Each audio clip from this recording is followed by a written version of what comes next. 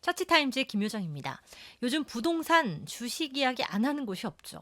크리스천들은 과연 어떤 경제관념을 가져야 할까요? 성경 속에 해답이 나와 있다는 사실 아십니까? 마태복음 25장에 나오는 달란트의 비유에서 찾을 수 있습니다. 주인으로부터 5달란트 받은 사람과 2달란트 받은 사람은 장사를 해서 둘 다 각각 2달란트를 더 남겨 주인에게 돌려줬습니다. 이들은 착하고 충성된 종이라고 불렸죠. 그런데 1달란트를 받은 사람은 이를 그대로 땅에 묻어두었다가 가져와서 악하고 게으른 종소리를 듣게 됩니다. 주인에게 받은 것을 되돌려주기 위해서 삶 가운데 실행하며 노력해야 한다는 가르침을 찾아볼 수 있습니다. 공정한 경쟁체제에 따른 근면성실한 노동을 권장하죠. 하나님의 나라를 위해서 그리스도의 계명을 최선을 다해 따르는 다름질하는 믿음을 갖도록 하기 위한 가르침이지만 예수님이 노동과 가치 창출을 긍정하셨다는 것을 배워볼 수도 있습니다. 이익 추구만을 목적으로 하는 금융행위나 투자행위에 인생을 다 내맡기라는 가르침이 아닙니다. 교회 안에 있는 분들 중에서도 돈이 많은 사람들을 무조건 나쁘게 보거나 큰 교회는 부르주아라서 다 없애야 한다, 이런 말도 안 되는 이야기 하시는 분들도 있고요. 나아가서 교회가 자본주의화되기 때문에 무조건 나쁘다, 이렇게 말하는 또 특정 쪽에 있는 분들도 있죠. 자본주의의 본질은요, 프로테스탄트 윤리에서 나왔습니다. 즉 교회에서 나온 거죠. 심지어 안빈낙도, 무소유를 실천하는 사람이 좋은 크리스천이다, 이렇게 생각하시는 분들도 있는 것 같아요. 유교와 불교의 잔재를 버리지 못하고 있는 겁니다. 크리스천들이 주도해서 건전한 자본주의를 이끌어 나가야 하는데 자본주의가 뭔지 모르니까 가짜들이 설치고 교회에 침투해서 건강한 교회들과 목회자, 성도들을 공격하고 망치는 겁니다. 로마 카톨릭과 조선의 유교, 두 종교의 특징은 돈을 죄악시한다는 것이었습니다. 그런데 아이러니하게도 당시 로마 카톨릭 사제와 유교 사대부 계급은 최고 부자들, 최고의 권력가들이었죠. 중세시대의 카톨릭 수도사들은 수도원 안에서 세상과 떨어진 생활을 했습니다. 자본주의 발전에 영향을 미치는 정도는 당연히 제한적일 수밖에 없었고요. 상인과 기업가를 아주 부정적으로 바라봤죠.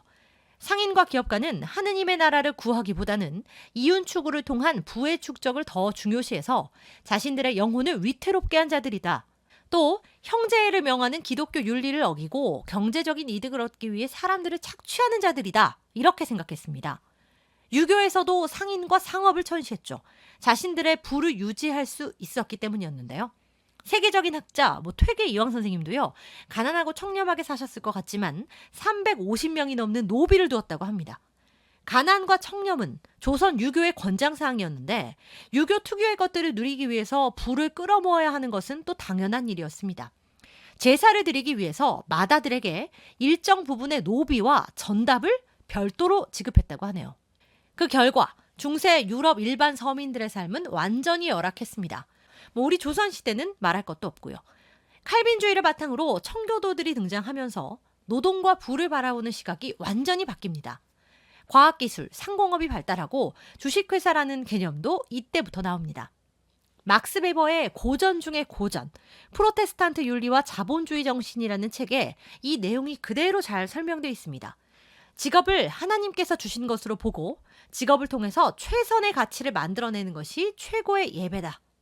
또 근면하고 성실하게 최고의 구두를 만들고 빵을 굽고 냉면을 만들고 이 모든 것이 하나님께 드리는 예배가 된다. 빵을 사가는 이들이 단순한 고객이 아니고 하나님께서 나에게 보내주신 고객으로 보는 거죠. 좋은 빵을 만들어서 많이 팔리게 되면 저절로 부자가 되고요. 수단 방법을 가리지 말고 돈을 벌어라가 아니고 최선을 다하면 더 부자가 될 것인데 이것이야말로 삶의 예배를 충실히 드렸다는 증거이고 그것이 예배가 된다는 것입니다. 체계적인 노동, 부의 추구, 덕 있는 행실을 전면에 부각시킵니다. 칼빈의 직업 소명론에 근면과 성실, 그리고 합리를 바탕으로 삼는 건전한 노동, 그리고 경제 윤리를 만드는 데 이바지했고 이에 따라서 개혁주의 신앙이 영향을 강하게 받은 스위스와 네덜란드, 영국 등지에서 자본주의가 크게 발달하게 됐다는 주장을 막스 베버는 하고 있습니다. 노동을 또 신성하게 생각하죠. 청교도 성직자였던 리처드 백스터는 일하지 않는 자는 먹지도 말라라는 사도 바울의 말을 공리로 받아들여서 노동은 하나님의 명령이고 하나님 영광을 위한 것이기 때문에 아무리 부자라고 해도 일하지 않는 것은 악한 것이다 라고 가르쳤습니다. 또 요즘에 뭐 일본에서도 아르바이트만 해서 살아가는 그러한 청년들이 굉장히 많고 우리나라 청년들도 점점 늘어나고 있는 것 같은데요. 즉흥적이고 무계획적인 노동이 아니라 일생 동안 하나의 직업을 가지고 체계적이고 합리적으로 행하는 노동을 하나님의 명령이다. 이렇게 가르쳤습니다. 돈이 많은 사람이 믿음이 좋은 것이다. 이렇게 착각해서는 안 됩니다. 베버는 순전히 돈을 향한 욕망에 함몰된 배금주의나 이 극대화에 너무 집착하는 행태는 프로테스탄트 윤리에 어긋나는 것이라고 설명했습니다.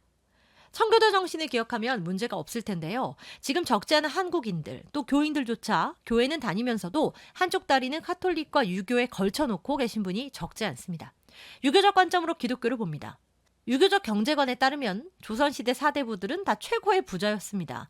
사대부들이 권력 유지를 위해서 만든 잘못된 의식을 아직도 가지고 또 교회 안에서 그것을 가르치고 있는 것이 문제인 거죠. 투기가 아닌 건강한 투자는 또 청교도의 경제관을 바탕으로 합니다.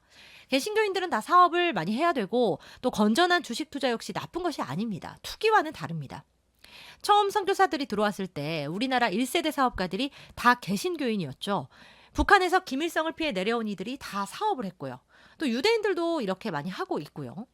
경제관념을 제대로 갖고 건강한 경제관념을 바탕으로 물질적으로도 축복을 받아 부자가 된다는 것은 내가 열심히 일했고 최선을 다했고 또 청교도들이 그랬던 것처럼 나의 일을 예배로 받아들이고 최선을 다하면 당연히 부자가 될 수밖에 없다라는 것을 믿는 겁니다.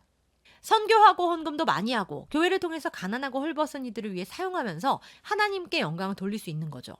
연세대학교, 세브란스 병원, 많은 사역을 통해서 한국을 위해 헌신한 언더우드 선교사의 뒤에 거의 재벌 수준이었던 그 형의 막대한 재정 지원이 있었다는 사실 아십니까?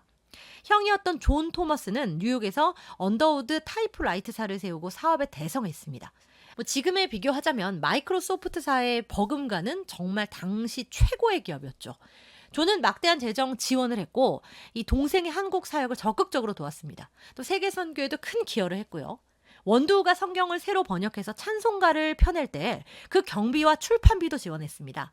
동생 언더우드가 대학을 세우기 위해서 오늘날 신촌의 연세대 부지를 매입할 때는 또 그 재정을 지원해서 가장 큰 도움을 주었던 것도 바로 이 형 존 토머스였죠.